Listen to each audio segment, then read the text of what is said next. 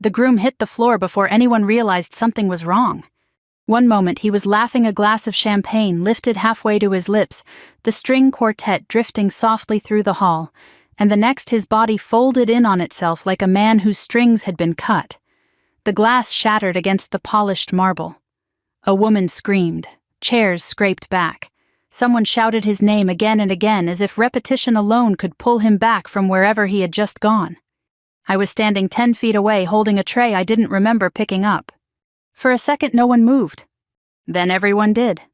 People rushed in, crowding him, kneeling, hovering, talking over each other. Someone tried to lift his shoulders. Someone else fumbled with their phone, calling for help but not saying anything useful. I saw his face gray already, lips tinged blue, and something inside me shifted into a place I hadn't visited in years. I stepped forward. "Back off, you're just a dishwasher." The words hit hard enough to stop me for half a heartbeat. I didn't look up to see who said it. I didn't need to. I had heard versions of that sentence before, different words, same meaning. Not qualified, not wanted, not anymore. They weren't wrong. But his breathing was wrong. I set the tray down somewhere, I think, and dropped to my knees beside him.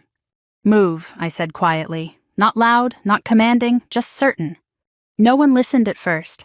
Not until I reached for his jaw and tilted his head back, checking his airway with hands that remembered more than I allowed myself to. Then a voice behind me cut through the noise. "Give her space." It wasn't loud either, but it carried weight. People shifted, reluctantly, just enough. I pressed 2 fingers to his neck. "Pulse irregular, weak." "Call 911 again," I said. "Tell them he's not breathing right." "I already did," someone snapped. "Then stay on the line," I said. I leaned closer, listening to his chest. The rhythm wasn't just off, it was collapsing into itself. I could feel it even without the monitors, without the machines, without the sterile brightness of an operating room. For a moment, just a moment, I hesitated. Because I wasn't supposed to do this anymore. Because the last time I had it had cost me everything. "Are you even trained for this?" another voice demanded. I ignored it. I adjusted his position, cleared his airway, counted under my breath. 1, 2, 3. A memory flashed uninvited. Bright lights. The steady beep of a monitor. A younger version of myself standing over a table, hands steady, voice calm. I pushed it away. This wasn't then. This was now. I pressed down on his chest. "Hey, stop." I said, "Back off," I repeated, still calm, still focused. "Unless one of you knows what you're doing." No one answered that. I continued. Compression, breath, compression. The room had gone quieter, though I didn't notice exactly when. The panic had thinned into something else, fear maybe, or waiting. Then I heard it again. Closer this time. Oh my God, it's her. I looked up. He was standing just beyond the circle, tall, even with age settling into his shoulders. His suit was dark, formal, the kind worn by men who had spent a lifetime being listened to. But it wasn't the suit that caught my attention. It was his face. Not fear. Recognition. And something else beneath it, something like disbelief. Our eyes met for half a second. Long enough. I looked back down at the groom. "Stay with me," I muttered, though I didn't know if he could hear it. I adjusted my hands, recalibrated pressure. The rhythm shifted slightly under my palms. Not enough. But something... "Ambulance is 2 minutes out," someone called. Good. I kept going. 1, 2, 3. The general stepped closer, his voice lower, now meant only for me. I thought... He didn't finish. Neither did I. There wasn't time. After what felt like too long and not long enough at all, I felt it. A change. Subtle, fragile. But there. I paused just long enough to check again. Pulse faint but present. "Okay," I said quietly, "okay." The room seemed to breathe again with me. Sirens cut through the distance, growing louder. I sat back slightly, not fully letting go, just enough to give space when the paramedics rushed in moments later. They took over quickly, efficiently, their movements sharp and practiced. I answered their questions without thinking. Timing, symptoms, what I'd done. They didn't ask who I was. That part didn't matter. Not anymore. As they lifted him onto the stretcher and wheeled him out, the crowd parted again, this time in silence. The celebration had drained out of the room, replaced by something heavier. I stayed on my knees for a second longer than I needed to. Then I stood. My hands were trembling. I hadn't noticed until then. I walked back toward the service corridor without looking at anyone, wiping my palms on my apron out of habit more than anything else. Wait. His voice stopped me. I turned. He was closer now. The general. Close enough that I could see the fine lines around his eyes, the way time had settled into him without softening him. "You don't remember me, do you?" he asked. I held his gaze for a moment. Then I shook my head. It wasn't entirely true. But it was easier. He studied me as if weighing something. Then he nodded once. "I remember you," he said. I didn't answer. What would I have said? Instead, I turned and pushed through the swinging door into the kitchen. The noise hit me all at once, running water, clattering dishes, voices overlapping in confusion. Someone asked what happened. Someone else said they thought the groom was dead. I moved to the sink. Turned on the faucet. Hot water rushed over my hands. I stood there for a long time, just letting it run. No one asked me anything.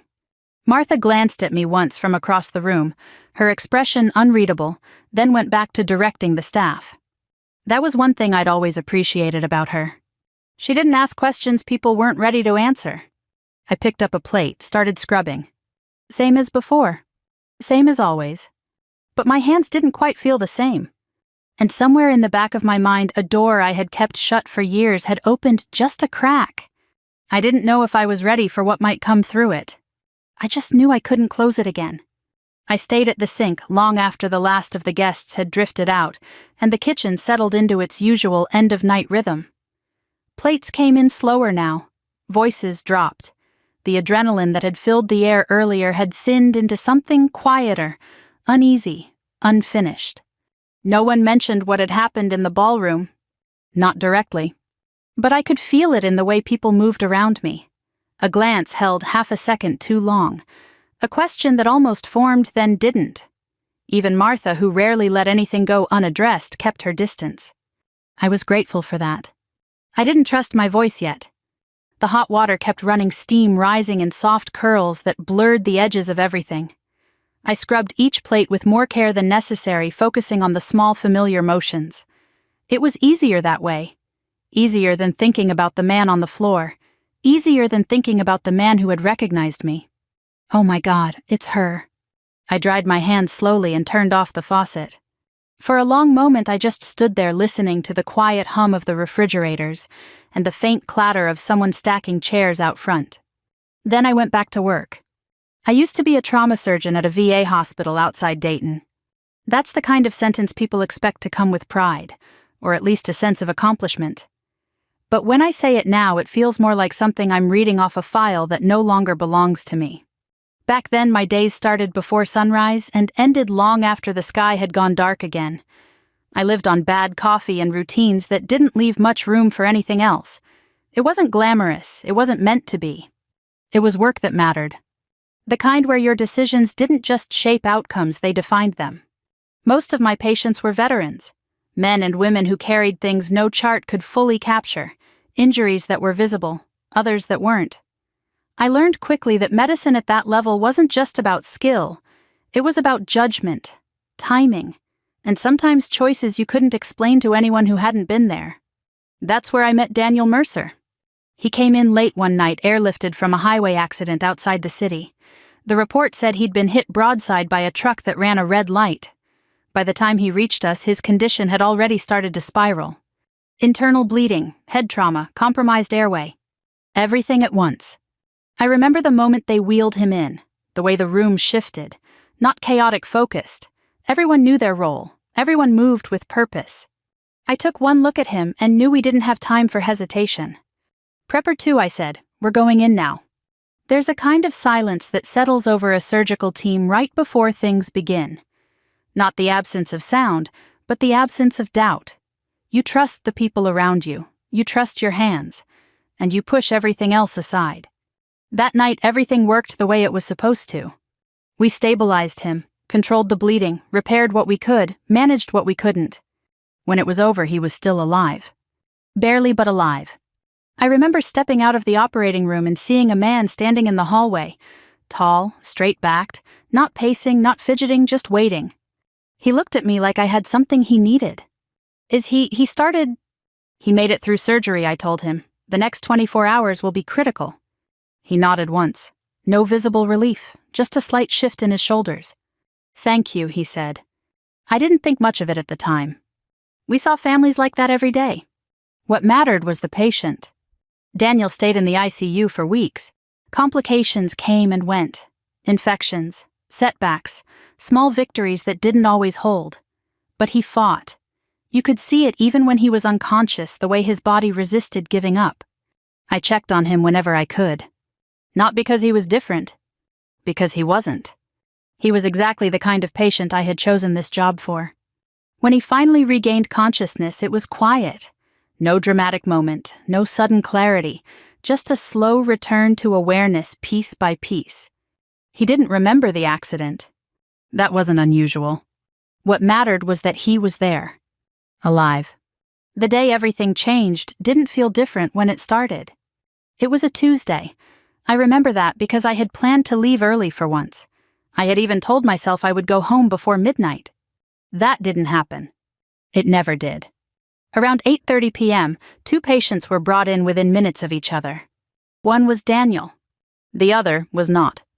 The second patient was older, late 60s, no immediate family present. Cardiac complications layered over an existing condition that had already been declining. Both needed intervention. Both needed resources we didn't have enough of. That's the part people don't like to talk about. Hospitals aren't built for ideal conditions. They're built for reality. And reality means limitations. One operating room was already in use.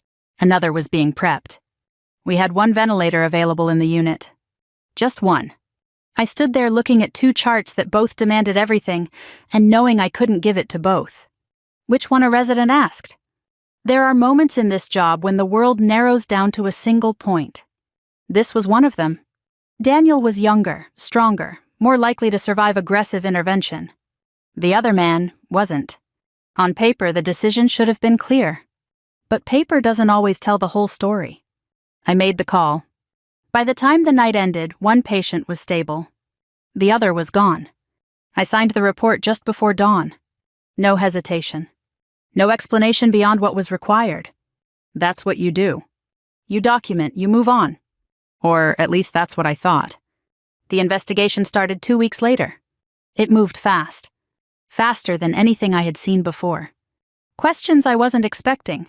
Conclusions drawn before answers were fully given. A narrative that seemed to take shape without needing much input from me. Medical negligence. Improper allocation of resources. Failure to follow protocol. I read the words over and over again, trying to understand how they fit with what had actually happened. They didn't. But they didn't need to. Someone had to be responsible. And I was the one who had made the decision. I didn't fight it. People have asked me why. Lawyers, reporters, even Martha once in a moment she probably regretted. The answer has never been simple. Part of it was exhaustion. Part of it was knowing how these things play out. But the biggest part was that I wasn't sure I had the right to defend myself. Not after the choice I had made.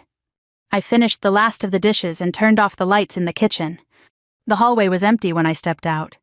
For a moment I thought I was alone. Then I saw him. Waiting. The general. He didn't say anything right away. Just watched me the way he had in the ballroom, like he was trying to place something that didn't quite fit. You were there, he said finally.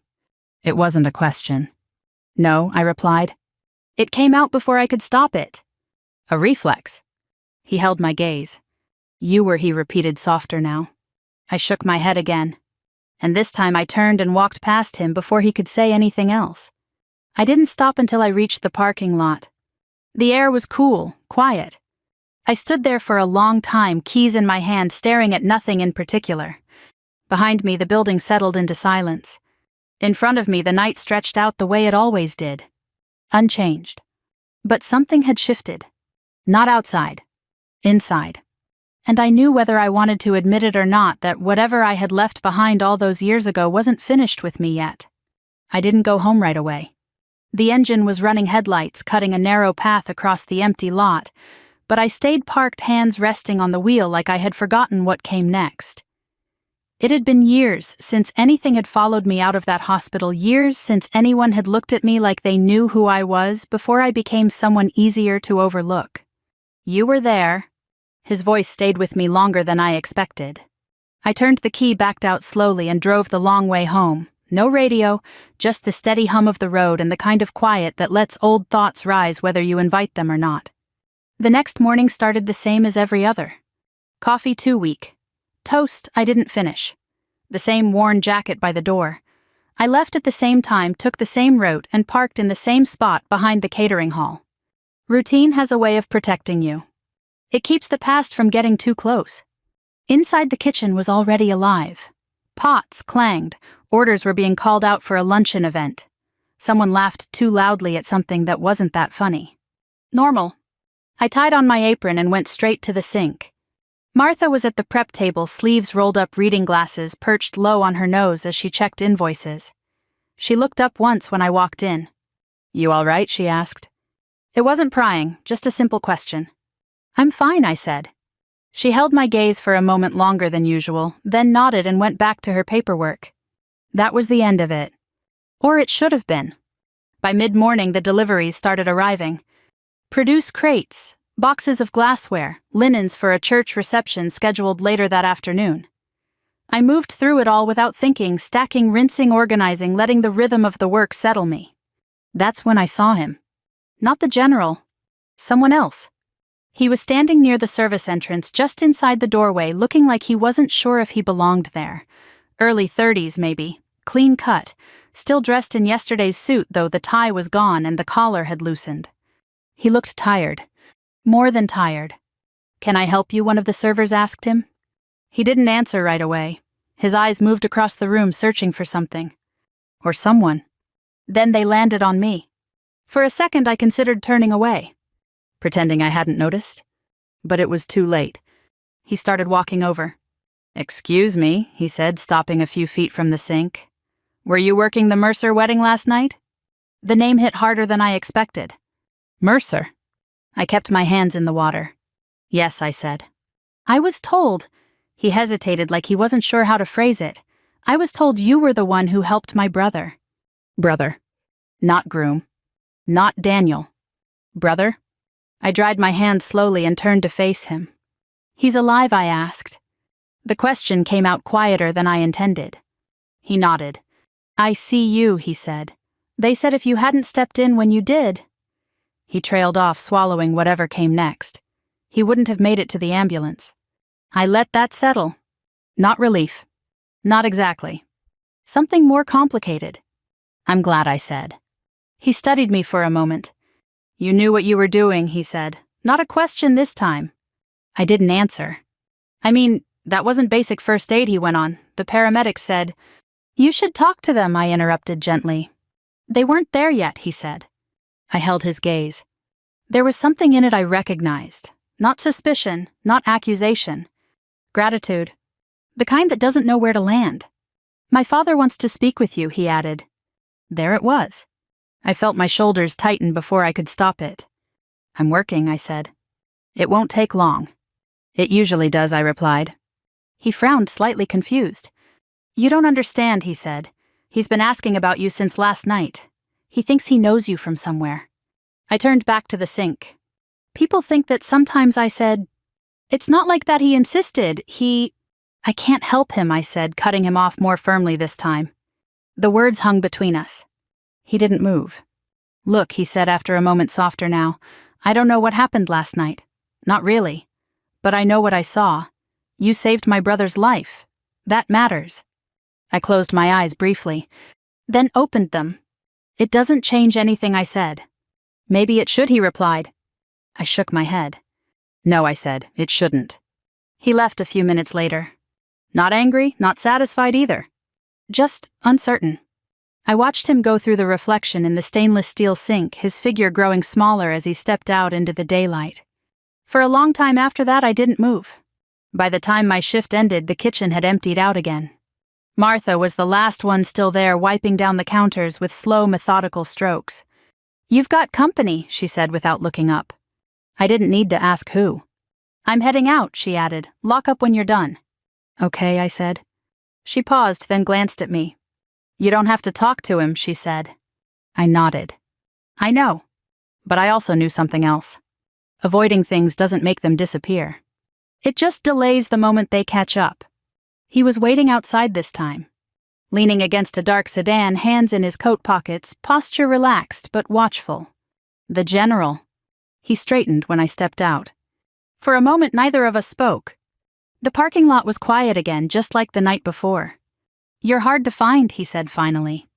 "I'm not hiding," I replied. "No," he said, "you're not." There was a faint hint of something in his voice. Respect, maybe. Or understanding. "I won't take much of your time," he said. "I just want to ask you one question." I didn't answer. "Did you ever wonder what happened to him?" he asked. The words settled into the space between us. Carefully placed. Deliberate. I looked at him. Really looked this time. At the lines etched into his face. The way his shoulders held tension even when he was standing still. The kind of presence that comes from a lifetime of command and the weight that comes with it. "I try not to," I said. He nodded slowly as if he had expected that. "He's alive because of you," he said. I felt something tighten in my chest. "That's what they told me back then too," I replied. And now he asked. I met his eyes. "Now I know better," I said. He studied me for a long moment. Then quietly. "You made a choice." It wasn't an accusation. It wasn't praise either. Just a statement. "Yes," I said. "And you never told anyone why?" I didn't respond. He took a step closer. Why, he asked. The question was simple. The answer wasn't. I looked past him out toward the road where the last light of day was starting to fade. "Because it wouldn't have changed anything I said." "That's not true," he said. "It is," I replied. He shook his head. "No," he said. "It would have changed everything." I almost smiled at that. Not because it was funny. Because it was familiar. "That depends on who you're trying to protect," I said. Silence settled again. He exhaled slowly like a man adjusting to a truth he didn't like. "I owe you," he said finally. "You don't," I replied. "I do." "You don't," I repeated. He held my gaze. "Then let me ask you this," he said. "If you had to make that choice again, would you do anything differently?" The question landed harder than the others. Not because I hadn't asked myself the same thing before. Because I had. Every day. I didn't answer right away. When I did, my voice was steady. "No," I said. He nodded once. Not surprised. Not relieved either. Just accepting. "I thought so," he said. Then he stepped back. "Good night," he added. "Good night," I replied. I watched him get into his car and drive away. Then I stood there for a while, the cool air settling around me, the noise of the day finally gone. For years I had convinced myself that what happened back then was over. Closed. Buried. But standing there in that empty lot, I understood something I hadn't allowed myself to before. It hadn't been buried. It had been waiting. I didn't sleep much that night. Not because of what he said, but because of what I said. If you had to make that choice again, would you do anything differently? No. It had come out steady, certain. But certainty and peace aren't the same thing. I lay there staring at the ceiling, listening to the quiet hum of the old refrigerator in the next room, replaying the question in a dozen different ways. Each time the answer stayed the same. And each time it felt heavier. The next morning I didn't go straight to work. Instead I drove. Not far at first. Just past the usual turn, then a little further. The road opened up as the town gave way to stretches of flat land and older buildings, places that hadn't changed much in decades. I didn't need directions. My hands knew where they were going. The VA hospital came into view, slowly rising out of the landscape with the same quiet presence it had always had. The brick looked a little more worn now, the parking lot a little fuller, but otherwise it was the same. I parked across the street. Didn't get out right away. It had been years since I'd been back. Years since I'd allowed myself to even drive past. From where I sat, I could see the entrance, the automatic doors sliding open and closed as people moved in and out, nurses in scrubs, families carrying overnight bags, veterans walking slower than they probably wanted to. Life going on. Unaffected. Or at least appearing that way. I finally opened the door and stepped out. The air was colder than I expected. I crossed the street slowly, each step feeling more deliberate than the last. Inside, the smell hit me first. Antiseptic, coffee, something faintly metallic underneath it all. It hadn't changed. The lobby looked different, new chairs, updated signage, but the feeling was the same. Controlled, quiet, purposeful. No one stopped me. No one recognized me. That was something I had counted on. I walked down the main hallway past departments I used to move through without thinking. Radiology, cardiology, the ICU wing. I didn't go all the way there. Not yet. Instead, I turned toward a smaller corridor, one most people ignored. Administrative offices. That's where it had started. The door to the old conference room was closed. It used to be open more often than not, a place for quick meetings, case reviews, decisions that needed to be made fast. I stood there for a moment staring at it. Then I pushed it open. The room was empty. A long table, a few chairs, a whiteboard with half-erased notes that didn't mean anything to me anymore. But I could still see it. Not the room as it was now. The room as it had been that night. People sitting where there was no one now, voices overlapping, tension hanging thick in the air. 2 charts on the table. 2 lives. 1 decision. We don't have enough resources. That had been the first thing anyone said out loud. Not a question. A fact. Or 3 is still occupied, someone else added, and ICU is at capacity. We can transfer. No time, I had said. The conversation had shifted then, faster, sharper. Which patient has better odds? That question again. Always that question. On paper, it was Daniel. Younger, stronger, fewer underlying conditions. The other man, Earl Patterson, I remembered now, wasn't expected to survive aggressive intervention. Not with his history, not with how far things had progressed. But there was something about him. Not in the chart. In the room. The way he looked at me when I first walked in. Not scared, not confused. Just present. As if he understood something the rest of us were still trying to calculate.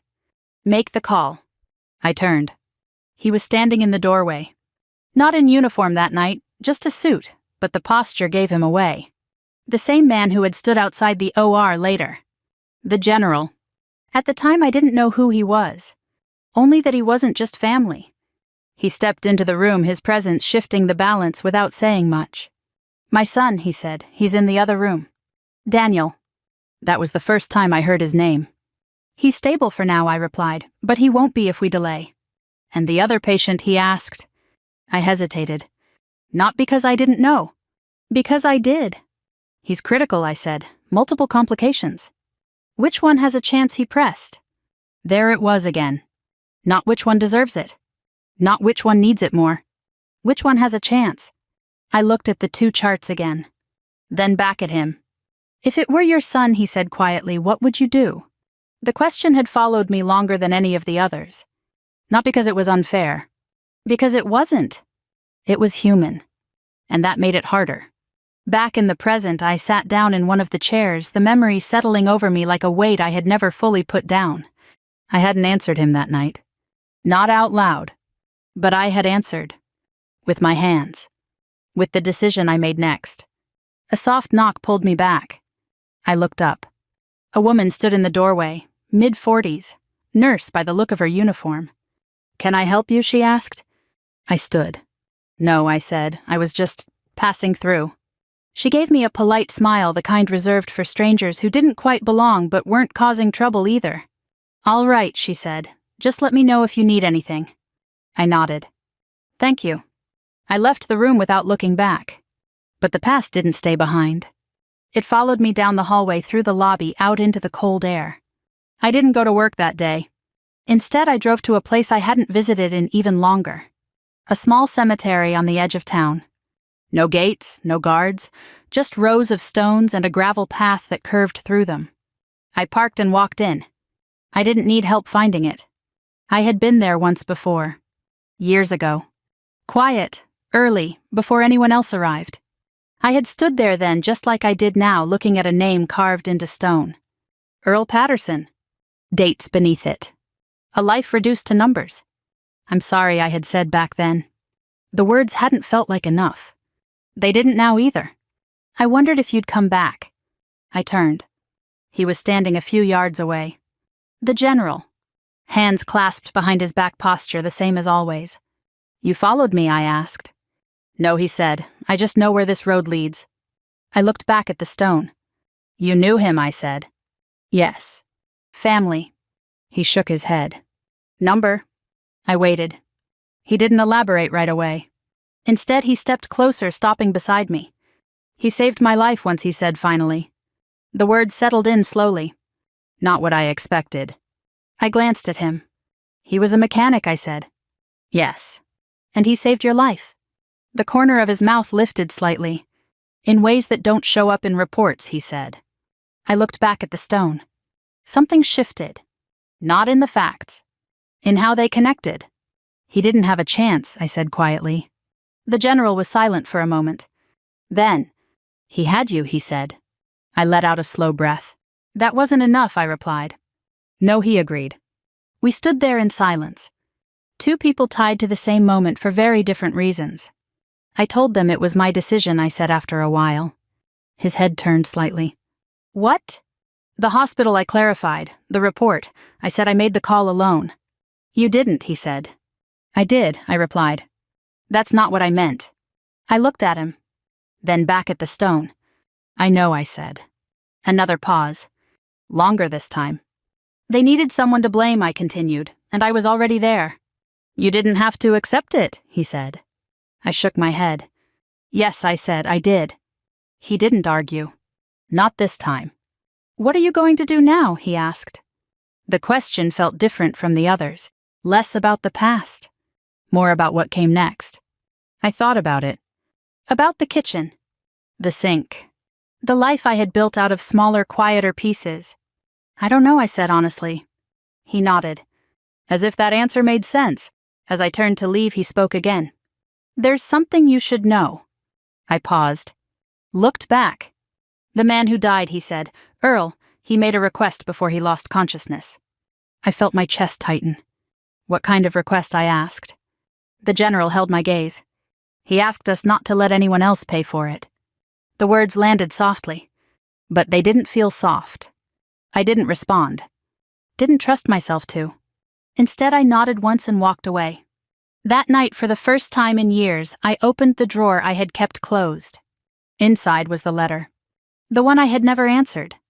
The one that had arrived weeks after everything ended. I held it in my hands for a long time. Then slowly I opened it. The envelope had yellowed at the edges. I had moved 3 times since it arrived, and somehow it had followed me each time, tucked into shoeboxes, slipped between folded papers, buried under things I told myself mattered more. But the truth was, I knew exactly where it was. I always had. The handwriting on the front was careful, not elegant, just deliberate, like every letter had required effort. My name was written without a title. Not doctor. Not inmate number. Just my name. I sat at the kitchen table with the lamp on low, and the rest of the apartment dark around me. Outside, a truck passed slowly down the street, its headlights sliding across the wall before disappearing. For a long time, I only held the letter. Then I unfolded it. There wasn't much inside. A single page. A few short lines. I had read them once years ago, then folded them back up so quickly the paper nearly tore. This time I made myself read slowly. Earl Patterson had written the letter before the final surgery, or maybe asked someone to write it for him. The words were plain simple, without any grand language. He said he knew his chances were poor. He said he knew doctors had to make choices regular people would never understand. And then he wrote something I had spent years trying not to remember. "If it comes down to me or somebody younger, don't let them waste it on an old man who's already had his turn." I put the letter down. The apartment was quiet. Too quiet. I pressed my hands flat against the table as if the wood might steady me. For years I had told myself I accepted blame because I made the decision, because the outcome was mine, because no matter what anyone said, Earl Patterson had still died after I chose against the math, and against the policy, and against the safer version of the truth. But that letter complicated everything. It always had. That was why I kept it hidden. Not because it accused me, because it forgave me. And forgiveness, when you don't feel you deserve it, can feel harsher than judgment. The next morning, Martha found me standing behind the restaurant before sunrise. I was early by nearly an hour. The alley still smelled of rain and old cardboard. A delivery truck had left muddy tracks near the back door, and the trash bins leaned slightly from the wind. "You sleep here now?" she asked. I turned. She was carrying 2 coffees. She handed one to me before I could refuse. "I couldn't sleep," I said. "That makes 2 of us." We stood there for a while, sipping coffee in the gray light. Martha owned the catering company with the stubborn pride of someone who had survived too many bad months to be easily impressed by good ones. Her husband had started it 30 years ago as a sandwich counter. After he died, people assumed she would sell. She didn't. She kept the place open through rising rent, broken ovens, late invoices, and brides who wanted champagne taste on soup money. She had hired me without asking questions. That wasn't common. I owed her more than I ever said. "Hospital called," she said finally. My hand tightened around the paper cup. "They called here." "No, they called me because the groom's family asked where you worked. I didn't give them anything personal." "Thank you." She looked at me sideways. "They already know enough, don't they?" I didn't answer. Martha took another sip. "He lived," she said. I heard. "Good." "Yes." She watched me carefully. "You want to tell me who you used to be?" I almost smiled. "Not really." "That's fair." A small silence passed. Then she said, "But maybe you ought to tell yourself." By noon I was back at the sink. Work helped. It always had. The body understands labor better than memory. Soap, water plates, silverware, things that could be cleaned, things that came out better after pressure. Around 3, the back door opened. I looked up. Daniel Mercer's brother stood there again. This time he wasn't alone. The general was with him. Martha stepped between them and the kitchen before I could speak. "We're closed for private prep," she said. The general gave her a polite nod. "We won't stay long." That's what people say before staying long. A faint smile touched his face. "I understand." I dried my hands slowly and came around the sink. "It's all right," I told her. Martha didn't move right away. Then she stepped aside, but not far. That was Martha. She gave space without abandoning you. The brother looked exhausted. His eyes were red, but his posture had softened. "He's awake," he said. I felt the words before I understood them. "Daniel." He nodded. "He asked what happened. We told him a woman from the kitchen saved him." I looked down. "Then you told him too much." "No," the general said quietly, "not enough." I met his eyes. He reached into his coat and took out a folded paper. For one terrible second I thought it was another letter. It wasn't. It was a photograph. He laid it on the stainless steel prep table between us. I didn't touch it. The photo was old, slightly faded. A younger version of the general stood beside Earl Patterson outside what looked like a motor pool in the desert. Both men were dusty, tired, smiling in the worn-out way soldiers smile when the worst of the day is behind them. But that wasn't what stopped me. Standing between them was a much younger woman in surgical scrubs, hair pulled back, face half turned away from the camera. Me. I stared at it. "I don't remember this," I said. "I know," the general replied. "You weren't meant to. It was taken after the convoy attack. You were attached to the forward surgical team for 3 weeks. The brother looked from him to me. "You served." I shook my head slowly. "Civilian trauma contractor, short rotation. It was before the VA." I had almost forgotten the photo existed because I had almost forgotten the woman in it. Almost. The general tapped the edge of the picture. "Earl kept this." My throat tightened. "He never told me." "He didn't talk much," the general said. "Not about important things." For the first time his voice changed. Just a little. Enough. "He wasn't just a mechanic," he continued. "He was the man who pulled me out of a burning vehicle when I couldn't move. Took shrapnel doing it. Never wrote it up. Never asked for a medal. Said medals were just metal and paperwork." A quiet sadness moved through his face. "That was Earl." I looked at the photograph again. The false shape of the past shifted once more. I had thought the general remembered me because of Daniel.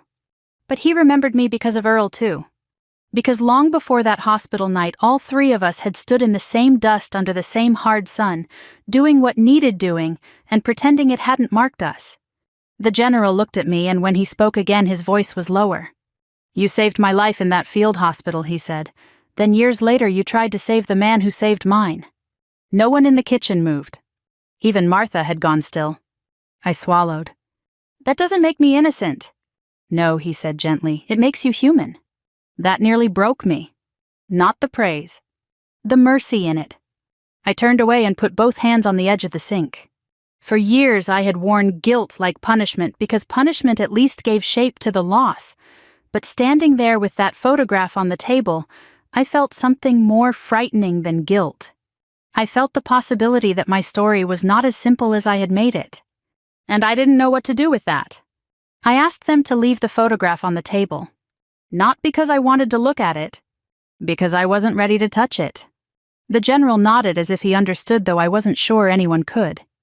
Daniel's brother glanced at me once, then followed him toward the back door.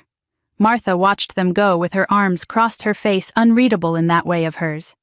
When the door closed, the kitchen seemed to settle around me. The hum of the refrigerator came back. A pot clicked on the stove. Somewhere in the dining room a chair scraped against the floor. Ordinary sounds. Merciful sounds. Martha stepped closer to the table and looked down at the photograph. Well, she said quietly, that explains your knife skills. I let out a breath that almost became a laugh. Almost. She didn't smile, neither did I. For a while we just stood there, two women past the age of pretending silence always needed fixing. Then she said, "You planning to run again?" I looked at her. Again. Don't act like you haven't been running since the day I hired you. I wanted to deny it. But Martha was not a woman you lied to if you respected her. I didn't know what else to do, I said. She nodded once. That's different from not having a choice. The words landed harder than I expected. I looked back at the photograph. My younger face stared from the past, half-turned, unaware of everything that would come after. I hardly recognized her. Not because she looked different, but because she still believed usefulness and worth were the same thing. I made the call, I said. I know. No, Martha. You don't. My voice sharpened before I could soften it. People keep trying to turn it into something noble. It wasn't. I stood there with two lives in front of me and I chose. One man lived, one man died. That is not poetry. That is not redemption. That is blood math. Martha didn't flinch. No, she said, it's not poetry. I waited. She picked up a towel and folded it slowly, carefully, as though giving her hands something to do while her mind worked. But I've run this place long enough to know something about choosing, she continued. When there isn't enough money to pay every bill, you pick one. When two workers need hours and the register can only carry one of them, you pick one. Smaller stakes, sure. But the feeling is the same. Somebody always pays. I looked away. That doesn't make it right. No, she said, but it makes it real. That was Martha's way. No comfort she didn't believe in, no easy forgiveness, just truth laid down plain. I went back to the sink. The lunch rush came in heavy and strange. Everyone had heard something by then, though no one seemed to know exactly what. Rumors travel faster than food in a restaurant. By 2 o'clock, one of the servers was whispering that I had been a battlefield doctor. By 3, another said I had operated on a senator in Iraq. By 4, someone claimed I had been framed by the government, which would have been almost funny if any part of it felt funny. I kept my head down. Scrubbed pans. Rinsed glasses. Stacked plates.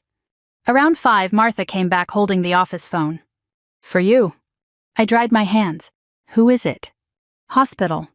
My first instinct was to say no. My second was worse. It was to listen. I took the phone. Hello. A woman's voice came through, professional but cautious. Is this Eleanor Hart? I hadn't heard my full name spoken in that tone for years. Yes.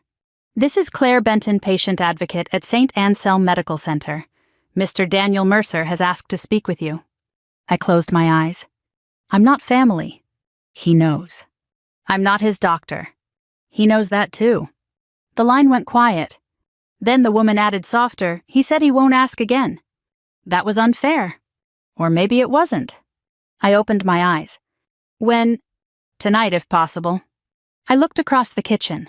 Martha stood near the stove, pretending not to listen and listening to every word. I'll come after my shift, I said. After I hung up, Martha pointed toward the door. Go now. I have 2 hours left. And I have 6 people who can wash dishes badly until close. Martha. Don't make me fire you just to get you moving. So I went. The hospital room was dim when I arrived. Daniel Mercer lay propped against pillows, pale and bruised by machines, though not nearly as fragile as I had expected. His brother sat in a chair by the window. The general stood when I entered. Daniel turned his head. For a moment, neither of us spoke. Then he said, "You look different." I almost smiled. "So do you." His mouth moved as if he wanted to laugh but didn't have the strength. "They told me you saved me. I helped until the paramedics came." That sounds like something a person says when they don't like being thanked. It's something a person says when it's true. He studied me. "I remember you," he said. That surprised me. "From the VA." He nodded faintly. "Pieces, voices mostly. Your voice was calm." I looked down at my hands. He took a slow breath. "My father told me about that night. Years ago. Not everything. Enough." The general's face tightened, but he didn't interrupt. Daniel continued, "I spent a long time angry at you." "I know." "You don't know." "No," I said. "I suppose I don't." His eyes shifted toward the ceiling. "I thought you had decided I was worth more." The room went still. There it was. The ugly center of it. I looked at him. I didn't. "I know that now." "No," I said quietly. "You need to hear me say it. I didn't choose you because of your name, or your father, or your future. I chose what I believed gave both patients the best chance under impossible conditions, and I was wrong about part of it." His eyes glistened, though his voice stayed steady. "Which part?" I thought I could carry it alone. The general looked away. Daniel swallowed. "My brother wants to sue the hospital," he said.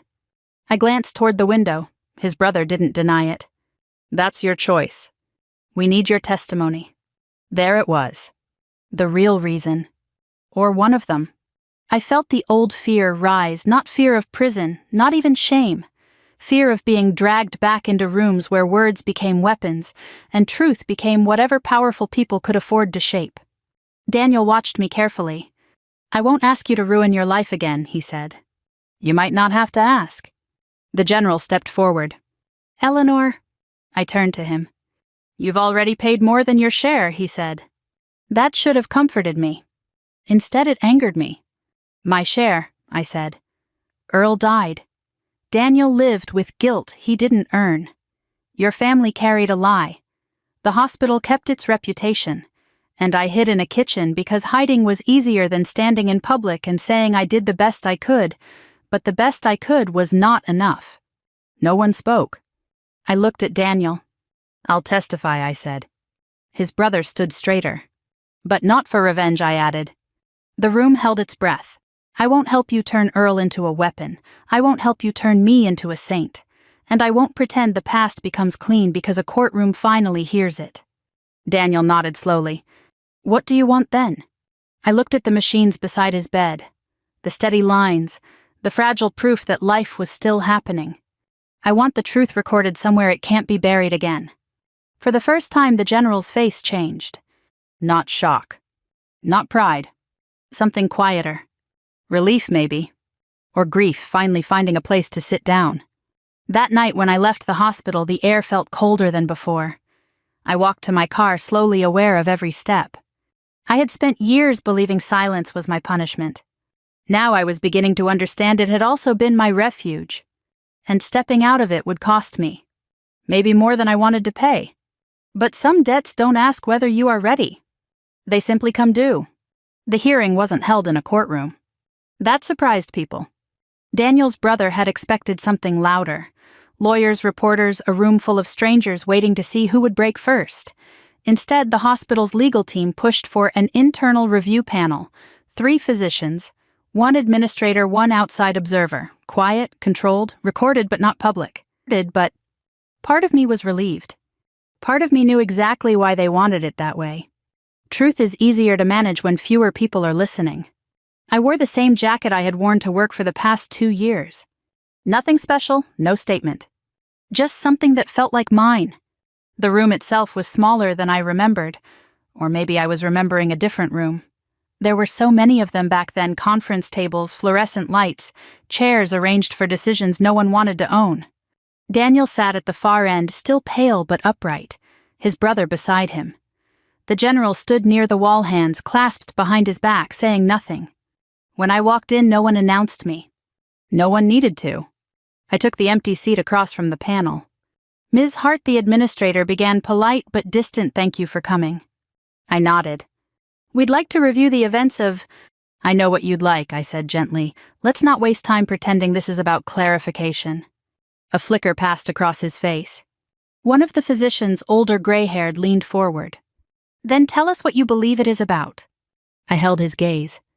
Responsibility, I said, and what we're willing to admit about how it gets assigned. Silence followed.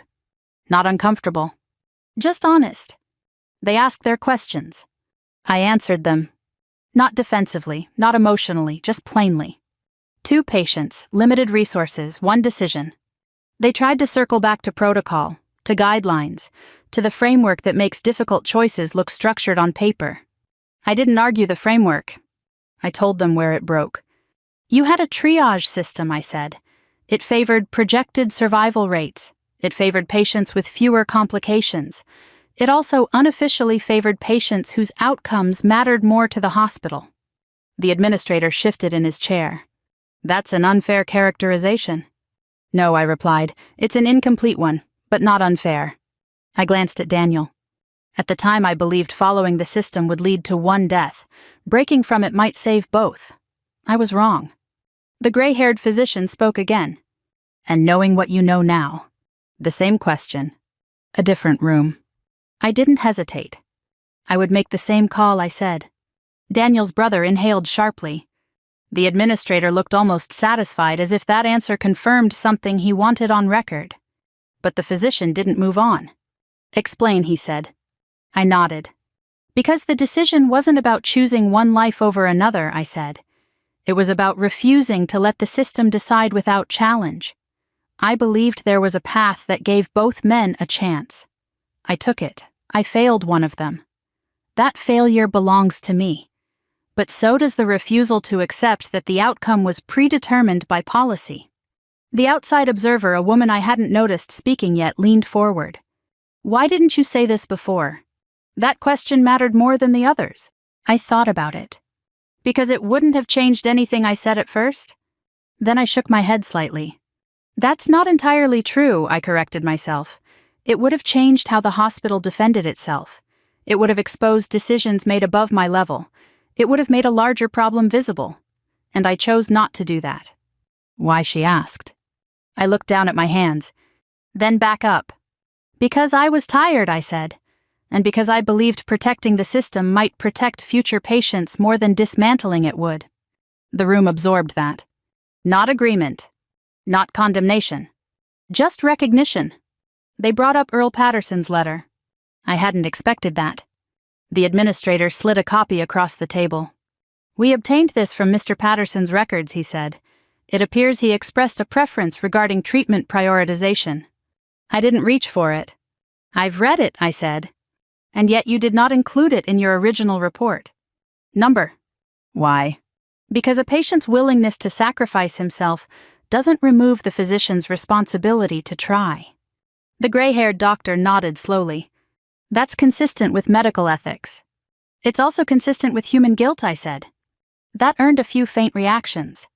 When the questions ended, the room grew still. The administrator folded his hands. The panel will deliberate and issue a statement, he said. I stood. I'm not here for your statement, I replied. He blinked. Then why are you here? I looked at Daniel. For him, I said, and for the record. The outside observer spoke again. What do you want the record to reflect? I took a breath. That the system failed 2 patients that night, I said. Not just 1. That responsibility was narrowed to a single decision because it was easier than examining the structure that created it. And that sometimes doing the right thing doesn't prevent harm, it just changes who carries it. No one wrote that down immediately. But I knew it would be recorded. Somewhere. Afterward, there were no announcements, no dramatic exits. People stood, papers were gathered, chairs moved. Daniel approached me slowly. You didn't clear your name, he said. That wasn't the goal. They're still going to say you were wrong. I was wrong, I said. He studied me. Not the way they mean. I didn't answer that. His brother stepped forward next. We're not filing the lawsuit, he said. That surprised me. Why? He glanced at Daniel. Because this isn't something a settlement fixes. No, it wasn't. The general waited until the others had gone. When he finally spoke, his voice was quieter than I had ever heard it. You gave him back his life twice, he said. I shook my head. I gave him time, I corrected. What he does with it is his. He nodded. That's more than most people get. We walked out together. Not as allies. Not as strangers either. Something in between. A week later, I went back to work. Same sink. Same plates. Same rhythm. Nothing about the kitchen had changed. But I had. Not in a way anyone else could see. Martha handed me an envelope around mid-morning. No return address, she said. Inside was a short note. No signature. Just a single line written in careful, deliberate handwriting. You did what I couldn't ask you to do. I knew who it was from. I folded the note and slipped it back into the envelope. Then into my pocket. There was also a check. I left it in the envelope. Money doesn't settle debts like that. That evening after closing, I stayed behind again. The kitchen was quiet. The kind of quiet that feels earned. I stood at the sink, hands resting on the edge, looking at the reflection in the steel. For years I had seen only what I lost. The title. The career. The version of myself that moved through the world with certainty. Now I saw something else. Not redemption. Not forgiveness. Just continuity. A life that hadn't ended when everything else did. A life that had changed shape. And maybe in some ways grown more honest. If you've listened this far, I won't tell you what to think about what I did. I won't ask you to decide whether I was right or wrong. Life doesn't divide itself that cleanly, no matter how much we want it to. But I will say this. There are moments when you won't have enough information, enough time, or enough certainty to make a perfect choice. And you'll have to choose anyway. When that moment comes, I hope you choose with as much care as you can carry, and that you find a way afterward to live with what that choice costs. If this story meant something to you or reminded you of a moment you've had to carry, you're not alone. Thank you for listening. And if you'd like to hear more stories like this, quiet, complicated, and human, you're always welcome here.